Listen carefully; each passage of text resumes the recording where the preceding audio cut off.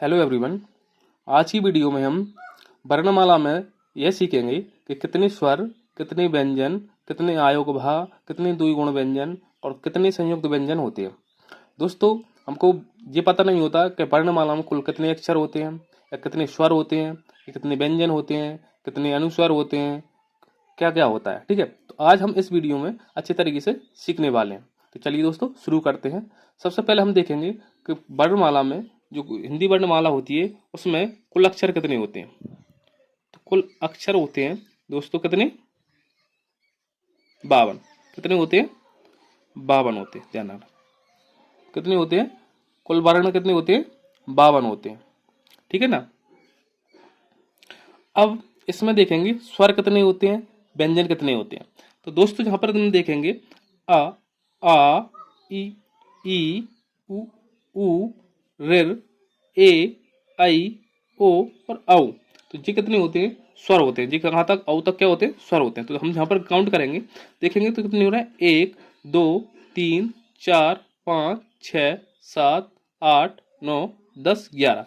तो स्वरों की संख्या कितनी हुई? स्वर बराबर कितने हुए? 11 हुए। कितने हुए? 11 हुए। ठीक है। अब कुछ लोग क्या कहते हैं? 12 कहते हैं। जैसे जहां से रेर को छोड़ देते हैं, गिनते थे 1 2 3 4 5 6 7 8 9 10 11 और 12। तो जहां पर जो 12 नहीं होते, कितने होते? 11 होते हैं। वो भी रेर शायद अव तक। ठीक है ना। कितने? 1 2 3 4 5 6 7 8 9 10 और 11। अब जहां से देखें का से का वाली लाइन, चा वाली लाइन, टा वाली लाइन और ता वाली लाइन और पा वाली लाइन, ये होते पंचम वर्ग। कितने होते हैं? पंचम वर्ग कहते हैं इसको। ये कितने होते हैं? 25 होते हैं। कितने होते हैं? 25 होते हैं। प्रत्येक लाइन में 5 5 यानी का वर्ग, चा वर्ग, टा वर्ग, ता वर्ग, पा वर्ग। ठीक है ना। का वर्ग, चा वर्ग, टा वर्ग, ता वर्ग और पा वर्ग। इनमें सभी में 5 5 होते हैं। ठीक है। बन 1 2 3 4 5, 1 2 3 4 5, 1 2 3 4 5, 1 2 3 4 5, 1 2 3 4 5। ठीक है ना। अब दोस्तों द्विगुण व्यंजन आते हैं। क्या? द्विगुण व्यंजन। द्विगुण व्यंजन कौन कौन से होते हैं? द्विगुण व्यंजन होते हैं दोस्तों जे और जे। आप देखोगे जी क्या आएगा? टा, ठा, डा। ठीक है। और ढा है जी। लेकिन अगर हम इनको इस्तेमाल कब करते हैं, जैसे लड़की, तो इसको हम क्या पढ़ रहे हैं? लड़का या लड़की, उड़ उड़े पढ़ रहे हैं। और इसको डा, अगर अपन ऐसे इसको अगर ऐसा बिना बिंदी के हम इसको लिखते हैं, जहां पर बिंदी ना लगा, तो क्या हो जाए? लड़का। क्या हो जाए? लड़का। अब जहां पर अगर इस बिंदी लगा दें तो क्या हो जाए? लड़का। अब इसी प्रकार जहां पर देखेंगे ये आएगा, तो पढ़ना। क्या? पढ़ना, पढ़। ठीक है। और जहां पर वैसे क्या आएगा? ढक्कन। ठीक है। तो डड़ पढ़ेंगे तो पढ़ना हो जाए, पढ़ना हो जाए। लेकिन जहां पर क्या, इसको अगर सही उच्चारण करें बिंदी करके तो पढ़ना। ठीक है ना। तो ये द्विगुण व्यंजन होते हैं। कितने होते हैं? दो द्विगुण व्यंजन होते हैं। अब हमने जी बात नहीं करी अम और आहा। तो ये अम होता है, जो होता है अनुनासिक। क्या होता है? अनुनासिक। अनुनासिक बोलते हैं, अनुस्वर भी बोलते हैं। और जो आहा होता है वो होता है क्या? आहा क्या होता है? विसर्ग होता है जी। जी क्या होता है? विसर्ग होता है। क्या होता है? विसर्ग होता है। क्या? आहा। ठीक है।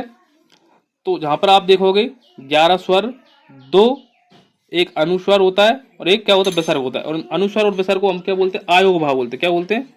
आयोग बाहा। तो आयोग बाहा कितने हो गए? दो गए। अम और हा, एक अनुस्वर और एक विसर्ग को जोड़कर आयोग बाहा मिलते हैं। और अब यहां से लेके ये संयुक्त व्यंजन होते हैं। छ, त्र, ज्ञ और स्रा, ये क्या होते हैं? संयुक्त व्यंजन। कितने हुए? 4 हुए। अब हम गिन लेते हैं। 1 2 3 4 5 6 7 8 9 10 11 12 13 14 15 16 17 18 19 20 21 22 23 24 25 26 27 28 29 30 31 32 33। और व्यंजन कितने हुए? 33। ठीक है ना। अब इनको अगर हम जोड़ें तो जोड़ेंगे तो 2 और 11 मतलब 2 और 1 3, 3 और 2 5, 5 और 4 कितने हुए? 5 और 4 9, 9 और 3 कितने हुए? 12, 12 की 2, 1 और 3 4 और 1 5। तो टोटल अक्षर कितने हुए? 52 हुए। कितने हुए? 52 हो गए। और कुल वर्ण कितने हुए? 52। तो ध्यान से, आयोगवा कितने होते हैं? 2 होते हैं। कौन कौन से होते हैं? एक अनुनासिक और एक विसर्ग को जोड़ के दोनों क्या होते हैं? आयोगवा होते हैं। स्वर कितने होते हैं? 11 होते हैं। आ से लेकर आओ तक क्या होते हैं? स्वर होते हैं। और द्विगुण व्यंजन कितने होते हैं? 2 होते हैं। ड़ उड़ ढ। ठीक है।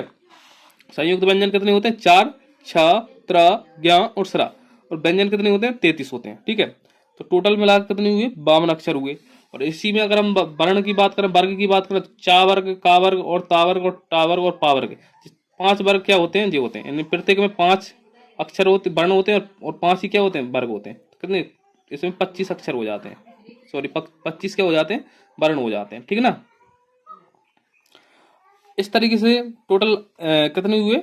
52 अक्षर हुए। और अगर इसके और ज्यादा भी जाओगे आप, ठीक है, तो दीर्घ स्वर और लघु स्वर होते हैं। दीर्घ यानी कि बड़े, लघु यानी कि छोटे। तो लघु स्वर क्या है? एक आ है, छोटी ई है, छोटा ऊ है। और दीर्घ कौन सा? आ है, बड़े ई है और ऊ है। ठीक है जी। ये क्या में लघु और दीर्घ स्वर में जाते हैं। ठीक है। और भी अगर हम इसको और ज्यादा भी करेंगे आप, तो कंठस्थ और मूर्धा वगैरह बहुत सारी चीजें आ जाती हैं। लेकिन इतना ही आपको जानने के लिए बहुत है। अगर आप ये अच्छे तरीके से सीख लेते हैं तो बच्चों को आप आसानी से समझा सकते हैं। ठीक है। तो क्या क्या मतलब कितने स्वर होते हैं, कितने अनुनासिक होते हैं, और कितने विसर्ग होते हैं, कितने आयोग भाव होते हैं, कितने द्विगुण व्यंजन होते हैं, कितने संयुक्त व्यंजन होते हैं, और कितने व्यंजन होते हैं। ठीक है। अगर वीडियो अच्छी लगी हो तो लाइक शेयर और चैनल सब्सक्राइब जरूर करते हैं। मिलते हैं नेक्स्ट वीडियो में। तब तक लीजिए जय हिंद साथी।